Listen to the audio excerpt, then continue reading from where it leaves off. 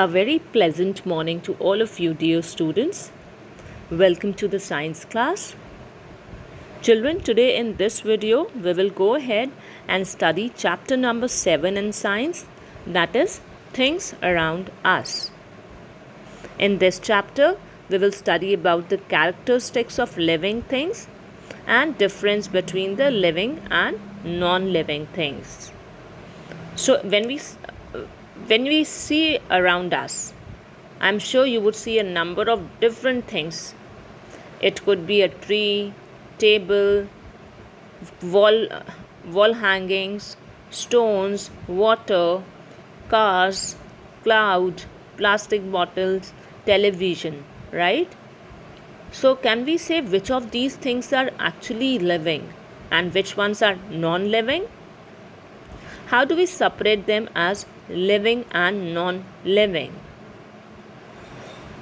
So we will go ahead and study the characteristics which actually differentiates the living things from the non-living ones.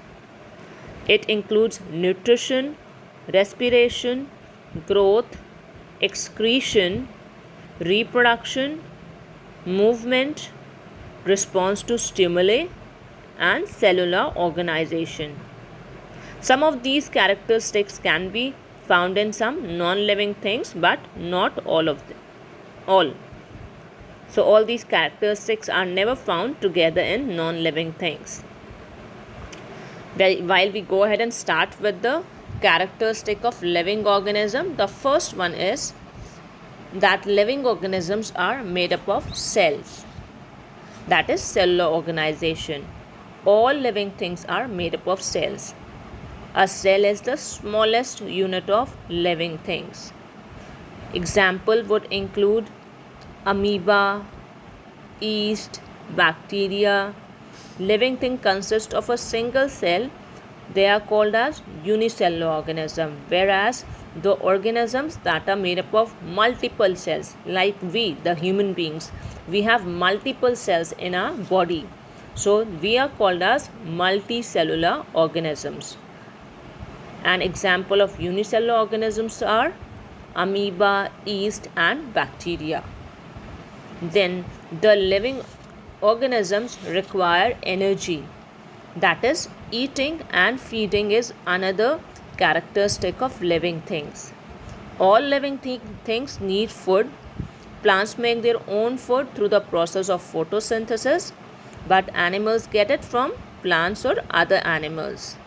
From the food they eat, they get energy so that they can perform the activities or the processes of life that can go inside them. The next characteristic is response to stimuli.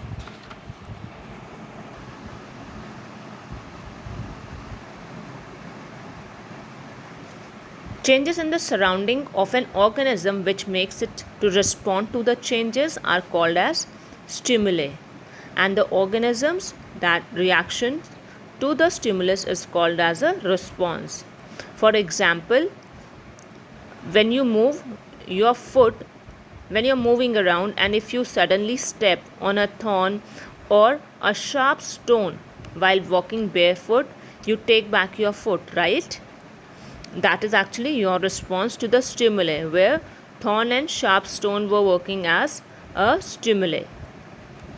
Also, when you see your favorite food, हम सबके मुंह में पानी आ जाता है, that is also a response to the stimuli.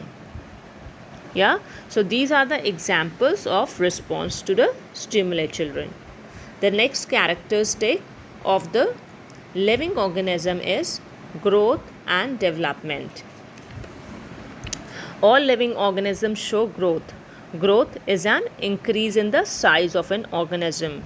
For example, a baby grows into a child into a boy or a girl, and then a boy or a girl into a man or woman. Similarly, plants also show growth. A seedling grows into a tree, right? So these are the example of growth shown by living organism. Non-living things generally do not grow. If growth occurs, it is due to the accumulation of the material they are made of. And Growth is reversible and external in non-living things, whereas in living things, growth is irreversible and permanent. Yes, talking about the next characteristic of living organism is that living organisms can reproduce. How do we define go ahead and reproduction? Reproduction can be defined as the ability to produce young ones of their own kind. All living things have the ability to produce more of their own kind. The mode of reproduction might vary in different animals, since some animals produce their young ones through eggs and some might give birth to the young baby. Many birds lay eggs in the nest. The eggs on hatching produce young birds. Yes, so these are the examples where living organisms show reproduction. Then the next characteristic is excretion. Excretion can be defined as the process of getting rid of waste by the living organism. When food and oxygen are used in the body, the waste products are produced. They are poisonous, and if they remain inside the body, they can even kill the organism. So to prevent this from happening, the body has a way of getting rid of its harmful waste by the process of excretion. Yes, the next point is movement. That is the another characteristic of the living organism. Living organisms show movement. Most animals move from one place to another and also show other body movements. Most plants do not move, they are fixed to the soil, but they show movements of certain parts such as leaves, stems, roots and flowers. So in most plants, the stem moves towards light and the root grows downwards in the soil. The last characteristic that we have is respiration, children. Do we all know what is actually respiration?